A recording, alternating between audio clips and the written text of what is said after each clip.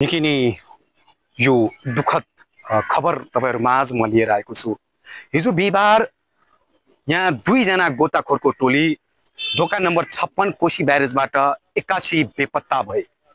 उहाँहरूको खोजी कार्य यति बेला तीव्र छ र उहाँहरूले बाढीमा कसैको ज्यान नजाओस् र उहाँहरूलाई कसरी जोगाउन सकिन्छ, कसरी बचाउन सकिन्छ भनेर उहाँहरूले अभ्यास गरिरहेकै बेला एक्कासी ढोका नम्बर 56 को पारीबाट उहाँहरू बेपत्ता हुन्छन् र उहाँहरूको शव, एकजनाको शव उहाँहरू मध्ये जुन कि हरदेव राजवंशी सशस्त्र प्रहरी बल नेपालका एकजना जवान हरदेव राजवंशीको शव भेटिएको छ र अर्को एकजना सुरज साउदको शव यति बेला खोजी कार्य भइरहेको छ र उहाँहरूले अक्सिजन लगाएर पानी मुनि गएर अभ्यासको क्रममा हुनुहुन्थ्यो र एक्कासी उहाँहरू बेपत्ता भए।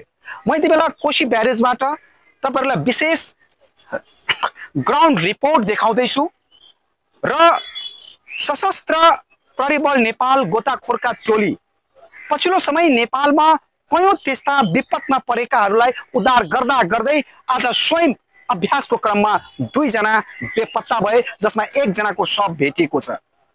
यसरी हेर्नु भने सुरक्षाकर्मी अरूलाई सुरक्षा दिने मात्र त होइन, उहाँहरूको पनि आफ्नो घर परिवार, आफ्नो रिलेसन, आफ्ना छोरा छोरी रहेको हुन्छ र दुईजना जब बेपत्ता भए जसको एकजनाको अहिले शव भेटियो, सायद त्यो दृश्य हामी तपाईहरुलाई यस रिपोर्टमा देखाउन सक्दैनौं र प्रार्थना गर्दछौं अर्कोको पनि जुन अर्को हराइरहेका एकजना उहाँ पनि चाँडै भेटियोस् र हुन त निकै बेर भइसकेको हुनाले उहाँको अवस्था के होला भन्न सकिदैन।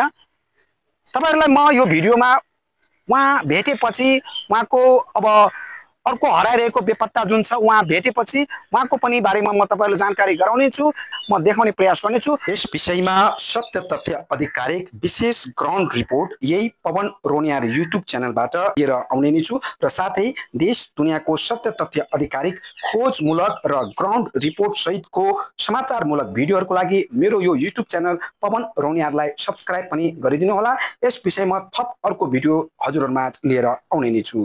धन्यवाद।